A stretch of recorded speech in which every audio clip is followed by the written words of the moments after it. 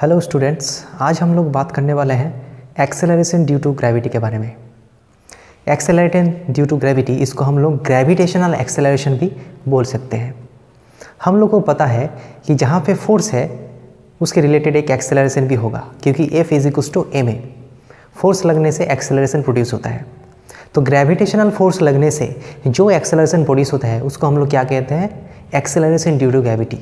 Okay, तो acceleration due to gravity का value क्या होता है, उसका इस एक्सप्रेशन हम लोग निकालेंगे और उसके बाद हम लोग देखेंगे कि इसका वेरिएशन कैसा होता है हाइट के साथ और डेप्थ के साथ।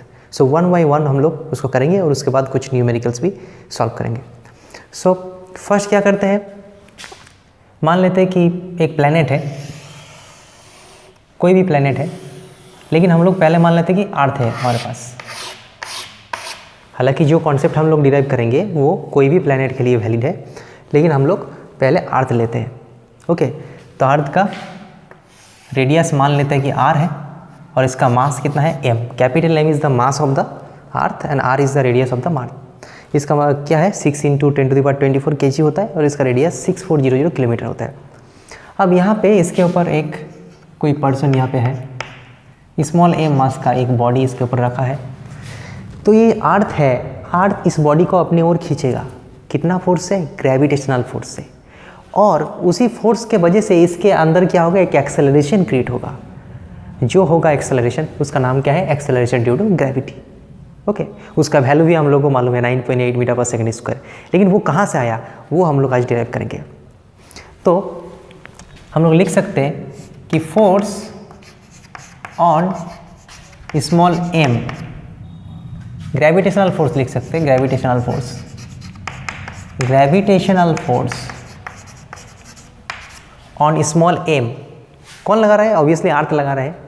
कितना फोर्स लग रहा है? Force Newton's law of gravitations, g first mass multiplied by second mass divided by distance between them square. Capital G first mass capital M, second mass small m divided by distance square. दोनों में कितना distance है? अभी यहाँ से दिख रहा है कोई डिस्टेंस है ही नहीं, लेकिन डिस्टेंस है। अगर दो छोटा छोटा बॉडी है, पॉइंट बॉडी, तो उसको हम लोग ऐसे डिस्टेंस लेते हैं। अगर कोई बड़ा बॉडी होगा तो उसको हम लोग सेंटर से डिस्टेंस लेते हैं। तो क्योंकि ये बड़ा बॉडी है तो इसका सेंटर से डिस्टेंस लेना पड़ेगा। मतलब as if the whole mass is concentrated here. ये अर्थ का सेंटर है तो इससे यहाँ से डिस्टेंस लेना पड़ेगा। इसका सेंटर और इसका सेंटर में डिस्टेंस कितना है? वो रेडियस। सो डिस्टेंस स्क्वायर, इतना फोर्स इसके ऊपर लग रहा है। ठीक है, और ये जो फोर्स है कैपिटल F, इसको हम लोग W भी लिख सकते हैं, इसमें कोई दिक्कत का बात नहीं, क्योंकि वेट का है, वही तो वेट है।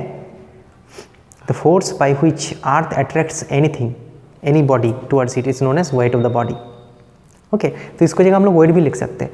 अब देखते हैं F की जगह हम लोग क्या लिखेंगे। F की जगह हम लोग लिख सकते हैं m × a = g/m/r²। F = ma लिख सकते हैं, इसमें कोई दिक्कत की बात नहीं। लेकिन ये जो A है एक स्पेशल A है, इसीलिए उसका अलग सा नाम दिया गया है, एक्सेलरेशन ड्यू टू ग्रेविटी। इसीलिए उसको हम लोग G से डिनोट करते हैं, हम लोग उसको A से नहीं डिनोट करते हैं। हम लोग जो रिलेशन यूज़ करते हैं W = mg, that is nothing but F = ma। But due to the gravitational force तो हम लोग F नहीं लिख रहे, उसको W लिख रहे हैं। स्पेशल फोर्स है लेकिन फोर्स है। एक्सेलरेशन का नाम क्या है? एक्सेलरेशन ड्यू टू ग्रेविटी, इसीलिए उसका अलग सिंबल यूज़ कर रहे हैं। तो यहाँ पे स्मॉल m कैंसिल आउट हो जाएगा। G का वैल्यू क्या आ जाएगा? gm/r²। कोई भी प्लैनेट में एक्सेलरेशन ड्यू टू ग्रेविटी का वैल्यू क्या होगा वो इस इक्वेशन से हम लोगों को पता चलेगा। ये सिर्फ अर्थ के लिए वैलिड नहीं है, सभी प्लैनेट के लिए, सभी मास के लिए वैलिड है। प्लैनेट, स्टार सब के लिए वैलिड है। हाँ, अर्थ के लिए अगर निकालना है तो अर्थ का मास डालना है, अर्थ का रेडियस डालना है। मून के लिए निकालना है तो मून का मास, मून का रेडियस डालना है। जुपिटर के लिए निकालना है तो जुपिटर का मास और जुपिटर रेडियस निकालना है। अब अर्थ के लिए क्या होगा वो हम लोग कैलकुलेट करते हैं। ग्रेविटी का जो वैल्यू होता है नियर द अर्थ सरफेस, क्या होता है वो हम लोग कैलकुलेट करते हैं। जी का वैल्यू क्या होता है? 6.67 10⁻⁻11। मास कितना होता है? 6 × 10⁻24 kg। और ये क्या होगा? 6400 किलोमीटर। सो इसको मीटर में कन्वर्ट करके उसका स्क्वायर, इसको करके देखना घर में, अप्रोक्सीमेटली आ जाएगा 9.8 मीटर/सेकेंड स्क्वायर एक्सेलरेशन के यूनिट। तो स्मॉल जी का जो वैल्यू होता है वो 9.8 मीटर पर सेकेंड स्क्वायर होता है। मतलब acceleration due to gravity at the surface of the earth, at the surface of some other planet value will be different, that is determined by the mass of the planet and radius of the planet. इसे याद रखना है, g equals to capital GM by square. समझ में आ गया? तो ये हो गया इसका सरफेस में वैल्यू। ओके, अब हम लोग क्या करते हैं, हाइट के साथ साथ ग्रेविटी का वैल्यू का क्या चेंज आएगा वो हम लोग कैलकुलेट करेंगे। ये तो क्वाइट नेचुरल है, अगर हाइट बढ़ेगा तो फोर्स क्या हो जाएगा, घटेगा। दोनों मास के बीच में फोर्स बढ़ेगा तो डिस्टेंस बढ़ेगा तो फोर्स घटेगा, फोर्स घटेगा तो एक्सेलरेशन भी घटेगा। मतलब ग्रेविटी का जो वैल्यू है हाइट के साथ साथ क्या हो जाएगा, घट जाएगा। लेकिन कैसे घटेगा, उसका इक्वेशन क्या होगा वो हम लोग डिराइव करते हैं। हम लोग डिराइव करने वाले हैं formula for variation of the gravity due to its height with the height. Okay, acceleration due to gravity का कैसे बदलाव हो रहा है हाइट के साथ साथ, तो वो हम लोग निकालेंगे। मान लेते हैं कि यहाँ पे एक बॉडी है अर्थ सरफेस में, तो यहाँ पे कुछ ग्रेविटी होगा। अब इसको थोड़ा सा ऊपर ले जाते हैं, कितना ऊपर, h हाइट में ले जाते हैं। यहाँ पे कितना हाइट में है, h हाइट में। अर्थ सरफेस से h हाइट ऊपर ले जाने के बाद इसका यहाँ पे ग्रेविटी का वैल्यू क्या होगा वो निकालते हैं। तो देखो डायरेक्टली तो हम तो नहीं निकाल सकते ना, फोर्स पहले निकालना पड़ेगा, तो हम लोग ग्रेविटी निकाल सकते हैं। सरफेस में कितना होगा, एट सरफेस, और एक बार करते हैं एट सरफेस। सरफेस में क्या होगा, एफ इक्वल्स टू में लगा देते हैं। एफ की जगह क्या हो जाएगा, g capital M small m by r square, m into g. ठीक है, तो यहाँ पे जी आ जाएगा GM by r square. Equation number 1, surface में इतना ग्रेविटेशनल एक्सेलरेशन होगा, एक्सेलरेशन ड्यू टू ग्रेविटी। अब h हाइट में क्या होगा, at height h, at height h height में इसका वैल्यू क्या होगा, एफ इक्वल्स टू में लगाता है। एफ का वैल्यू क्या होगा, F G capital M small m by distance. अब दोनों के बीच में कितना डिस्टेंस है, पहले r था, अभी तो r प्लस h हो गया ना, तो r प्लस h उसका whole square, distance square into m into g dash. हम लोग जी डैश लगाते हैं, मतलब मान लेते हैं कि यहाँ पे इसका वैल्यू g है एक्सेलरेशन ड्यू टू ग्रेविटी, और यहाँ पे की वैल्यू क्या है, जी डैश है। ठीक है, तो यहाँ पे m कैंसिल हो जाएगा, जी डैश का वैल्यू आ जाएगा GM by r plus h उसका होल स्क्वायर। ये इक्वेशन नंबर 2 है। तो हम लोग क्या करते हैं, 2 डिवाइडेड बाई 1 करते हैं, डिवाइडिंग 2 बाई 1, तो क्या हो जाएगा, g dash by g is equals to r square by r plus h whole square. समझ में आ गया? मतलब जी डैश का वैल्यू क्या हो जाएगा, g into r square by r plus h उसका होल स्क्वायर। ये फॉर्मूला हो गया किसका, variation of gravity with height. कुछ हाइट ऊपर जाने के बाद उसका ग्रेविटी का वैल्यू क्या होगा, यहाँ पे हम डाल देंगे, h की जगह डाल देंगे जो हाइट हम लोग को लेना है, और यहाँ पे उस हाइट में ग्रेविटी का वैल्यू निकल जाएगा। g मतलब ग्रेविटी का value at surface, g dash मतलब at a particular height h। तो ऐसे हम लोग इसको सॉल्व कर सकते हैं।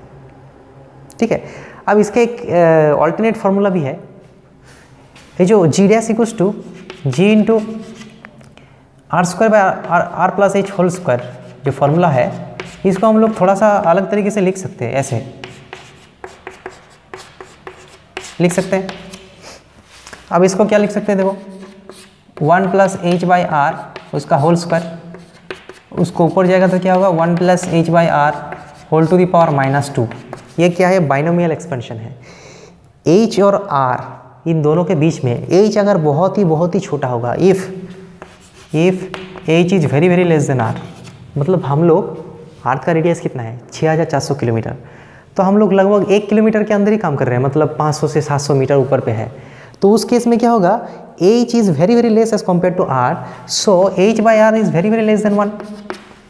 तो 1 plus something very less than 1, और उसके ऊपर पावर है कुछ माइनस पावर में, तो ये क्या है, ये तो बाइनोमियल एक्सपेंशन है ना मैथमेटिक्स में, इसको बाइनोमियल एक्सपेंशन कहते हैं।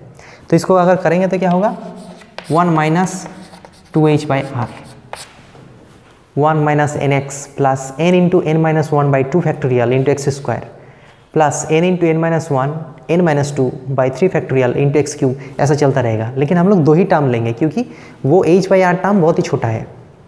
ठीक है, तो ऐसे हम लोग इसको सॉल्व कर सकते हैं। तो ग्रेविटी का और एक फॉर्मूला निकल गया, g dash equals to g into 1 minus 2h by r. लेकिन इसको नोट डाउन करना है कि ये जो फॉर्मूला वैलिड है ये सिर्फ स्पेशल केस के लिए है। जब हम लोग थोड़ा सा हाइट में काम करेंगे, मतलब एच अगर very very less than r होगा, मतलब 1 किलोमीटर के अंदर हम लोग काम करेंगे तो ये फार्मूला चल जाएगा, शॉर्टकट फार्मूला। लेकिन ये फार्मूला क्या है, सब के लिए वैलिड है। छोटा जब हम लोग थोड़ा डिस्टेंस में काम कर रहे हैं तब भी वैलिड है, ज़्यादा हाइट में काम कर रहे हैं तब भी वैलिड है।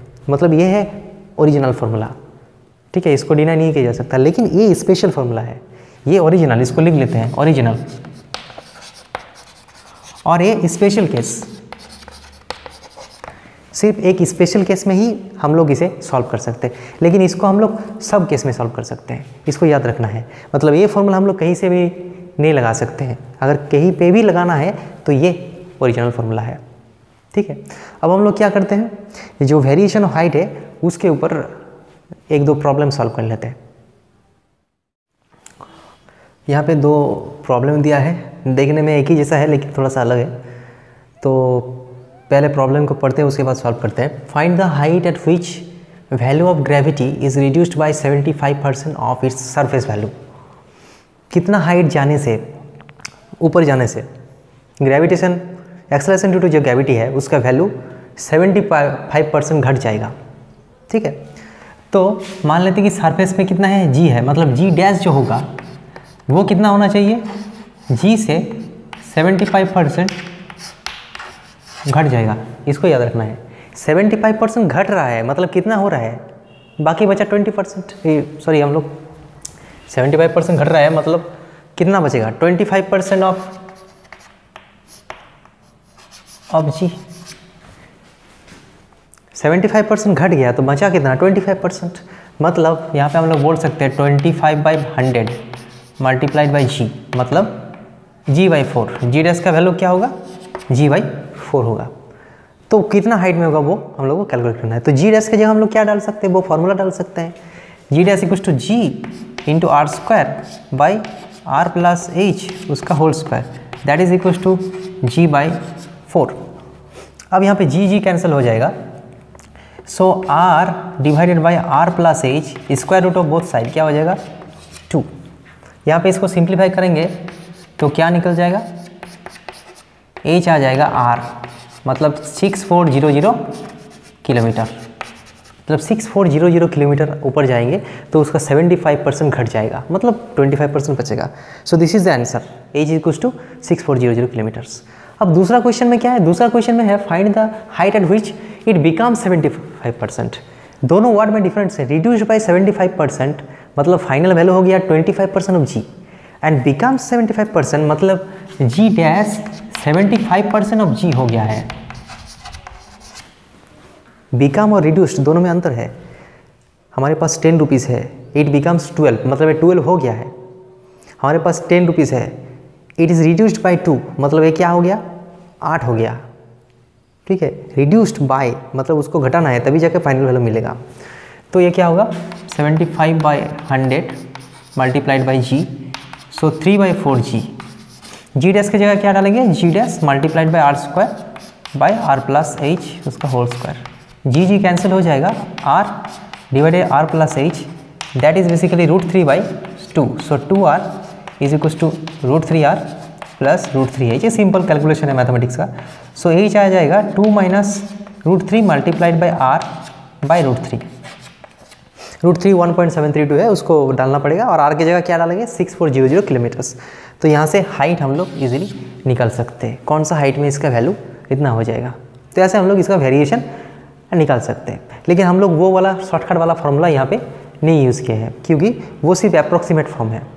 लेकिन हम लोगों को तो पता नहीं कि वो अप्रॉक्सीमेट फॉर्म यहाँ पे सही होगा कि दूसरा होगा।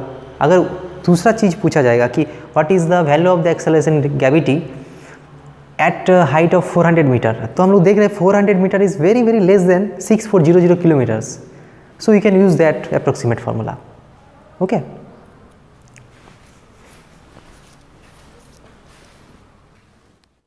यहाँ पे और एक प्रॉब्लम दिया हुआ है, a planet has a mass 4 times of the mass of the earth. एक प्लैनेट है जिसका मास अर्थ के मास के रेस्पेक्ट में 4 टाइम ज़्यादा है, 4 टाइम्स है, और उसका रेडियस क्या है, 1/4 ऑफ द अर्थ रेडियस। तो उसके सरफेस में कितना ग्रेविटी होगा वो निकालना है। मतलब एक प्लैनेट है तो ये अर्थ है मान लेते हैं। तो और एक प्लेनेट है जिसका मास क्या है, जिसका रेडियस क्या है 1/4 है, मतलब इतना है, और उसका मास क्या है, कितना है 4 टाइम्स है। तो मान लेते हैं कि इसका मास अगर m है और इसका रेडियस अगर r है अर्थ का, तो इसका क्या है, इसका रेडियस है r/4 और मास है 4m। दोनों का कॉन्फ़िगरेशन अलग अलग है। तो यहाँ पे ग्रेविटी का वैल्यू हम लोगों को पता है सरफेस में 10 metre per second square, 9.8 metre per second square. तो इसके सरफेस में कितना होगा वो निकालना है। तो हम लोग कौन सा फार्मूला यूज़ कर सकते हैं, g = eight the surface gm/r²। ये क्या है, ग्रेविटी का फार्मूला है। कहाँ पे, एट द सरफेस, सरफेस पे ही निकालना है। तो ये जो नया प्लैनेट है उसके साथ अर्थ में क्या रिलेशन होगा, मतलब वो पहले निकालना पड़ेगा।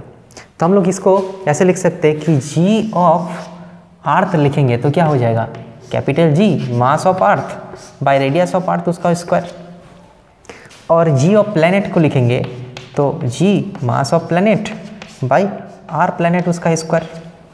तो हम लोग को क्या निकलना है, Gp निकलना है। तो इन दोनों को डिवाइड कर देंगे तो क्या हो जाएगा, g planet by g earth is equal to क्या होगा, देखो m planet by m earth multiplied by r earth by r planet उसका square. m planet by m earth कितना होगा, m प्लैनेट की जगह हम लोग 4m डालेंगे और अर्थ की जगह m डालेंगे तो ये क्या आ जाएगा 4। re की जगह हम लोग क्या डालेंगे, r डालेंगे, rp की जगह r/4, so r divided by r/4, so it becomes 4 का स्क्वायर 16, तो क्या हो जाएगा 64। मतलब Gp is equal to 64 into GE। So 64 GE का वैल्यू कितना है 10 है, तो ये हो जाएगा 640 मीटर पर सेकेंड स्क्वायर हो जाएगा उस सरफेस में।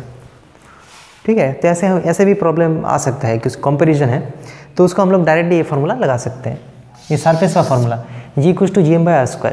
ठीक है, ये फार्मूला सबके लिए वैलिड है, सब प्लैनेट के लिए, स्टार के लिए वैलिड है। G multiplied by mass of that planet और स्टार डिवाइडेड बाय रेडियस उसका स्क्वायर, तो वो क्या हो जाएगा सरफेस में मिल जाएगा। हाँ, वो हाइट के साथ साथ वो चेंज होगा, उसका जो वेरिएशन है वो हर जगह पे सेम है, g = g r² + h², वो सेम होगा, लेकिन वो सरफेस वैल्यू क्या होगा वो यहाँ से डिटरमाइन करना पड़ेगा, जो कि अलग अलग प्लैनेट का, अलग अलग स्टार का अलग अलग होगा।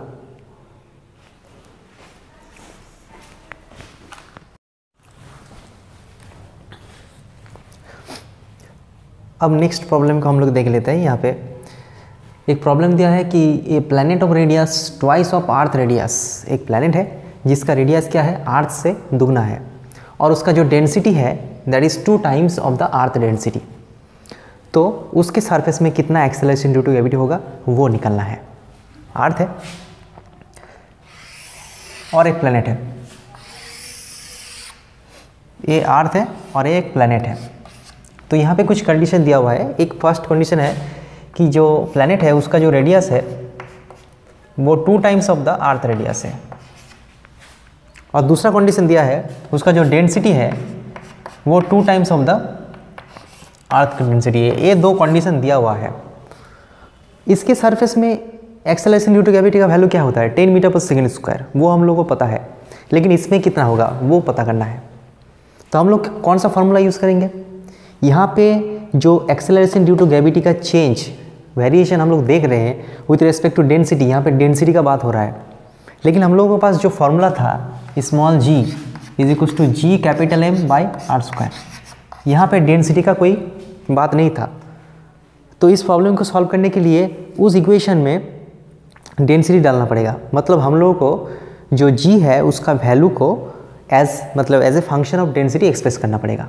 ठीक है, तो हम लोग क्या करेंगे, देखो g तो ठीक है कांस्टेंट, m की जगह क्या लिख सकते हैं, हम लोगों को पता है कि density is nothing but mass per unit volume, mass divided by volume is density. So mass equals to volume multiplied by density. So density multiplied by volume, volume कितना होता है स्क्वायर का 4/3 पाई r3, और यहाँ पे r² नीचे, तो ultimately क्या हो जाएगा 4/3 पाई g⍴r। ये हो गया ग्रेविटी का फॉर्मूला, वही ग्रेविटी का फॉर्मूला है, लेकिन ये थोड़ा सा मॉडिफाई कर दिया हम लोग इन टर्म्स ऑफ रो इसको लिखते हैं। अब हम लोग इजीली सॉल्व कर सकते हैं। कैसे? हम लोग यहाँ पे लिख सकते हैं कि g of planet by g of earth, ये क्या आएगा? प्लैनेट क्या होगा? 4/3 pi g R planet rho planet, ठीक है, डिवाइडेड बाई इसका क्या होगा? 4/3 पाई जी आर अर्थ रो अर्थ। तो यहाँ पे देखो जो रेडियस ऑफ द प्लैनेट है वो 2 टाइम्स ऑफ अर्थ है, तो R P by R E क्या हो जाएगा? R P by R E 2 होगा, तो यहाँ पर 2 आ जाएगा। ये सब तो कैंसिल आउट हो जाएगा, ये सब तो कैंसिल आउट हो जाएगा। और रो पी बाई रो ई करने से क्या होगा? रो पी बाई रो ई 2, ये भी 2 आएगा, मतलब 4 आ जाएगा। सो अल्टीमेटली क्या निकला? G P by G equals to 4, so G P equals to 4 G E, मतलब 4 multiplied by 10, 40 metre per second square is the value of acceleration due to gravity at the surface of this planet. Okay, तो requirement के हिसाब से हम लोगों को formula भी modify करना है, और ये फॉर्मूला बहुत ही इंपॉर्टेंट है, इसको याद भी रखना है। 4/3 पाई जी आर रो, मतलब मेमोराइज नहीं करना है, वहाँ से ही निकल जाएगा G M by r square से, ठीक है। तो इस तरीके से अगर डेंसिटी के साथ कुछ वेरिएशन होगा तो वो भी हम लोग यही फार्मूला से निकाल सकते हैं।